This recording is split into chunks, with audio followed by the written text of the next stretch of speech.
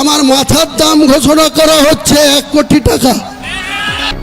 পশ্চিমবঙ্গের মুর্শিদাবাদের বেলডাঙ্গায় প্রস্তাবিত নতুন বাবরি মসজিদ নির্মাণকে ঘিরে চলছে অনুদানের বন্যা।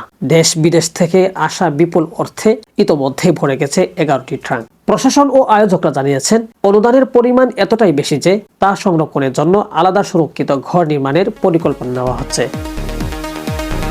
6 ডিসেম্বর ভিত্তিপ্রস্তর স্থাপনের অনুষ্ঠানে স্থানীয় বিধায়ক হুমায়ুন কবিরের আহ্বানে হাজার হাজার মানুষ অনুদান দিতে ভিড় করেন। কেউ 10 টাকা, কেউ 1000 টাকা, আবার কেউ ব্যাগ ভর্তি টাকা বাক্সে প্রদান করেছেন। এ পর্যন্ত খোলা 4টি বক্সে পাওয়া গেছে 37,33,000 টাকা। কিউআর কোডের মাধ্যমে আরো 93 লক্ষ টাকা জমা পড়েছে। বাকিগুলো এখনো গণনার অপেক্ষায়। স্বচ্ছতা নিশ্চিত করতে গণনা সরাসরি সম্প্রচার করা হচ্ছে।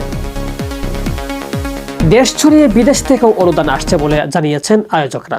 দিনটি উপলক্ষে 40,000 মানুষের জন্য শাহী বিরিয়ানির আয়োজন করা হয়েছিল। এই উদ্যোগকে কেন্দ্র করে রাজনৈতিক উত্থাপ ছড়িয়েছে। তৃণমূল কংগ্রেস হুমায়ুন কবিরকে দল থেকে সাসপেন্ড করা হয়েছে, তবুও তিনি উদ্যোগ থেকে সরে আসেননি। হুমায়ুন কবির জানিয়েছেন, মসজিদ নির্মাণে প্রায় 300 কোটি টাকা লাগবে। এর মধ্যে একজন নাম প্রকাশে অনিচ্ছুক দাতা একাই 80 কোটি টাকা দিতে আগ্রহ প্রকাশ করেছেন। 1992 সালে 6 ডিসেম্বর অযোধ্যার ঐতিহাসিক বাবরি মসজিদ হিন্দুত্ববাদী সংগঠনের হাতে ধ্বংস হওয়ার পর থেকে 3 যুগ ধরে মুসলিম সমাজের যে বেদনা বহমান, সেই ইতিহাস থেকে নতুন বাবরি মসজিদের জন্ম। দিন দিন বাড়তে থাকা অনুদান ও মানুষের স্বতঃস্ফূর্ত অংশগ্রহণ প্রমাণ করছে, এই মসজিদ শুধু একটি স্থাপনা নয়, বরং মুসলমানদের আবেগ, ইতিহাস ও ধর্মীয় ঐক্যের প্রতীক হয়ে উঠেছে। শেখ সাদি, বিডিএস নিউজ।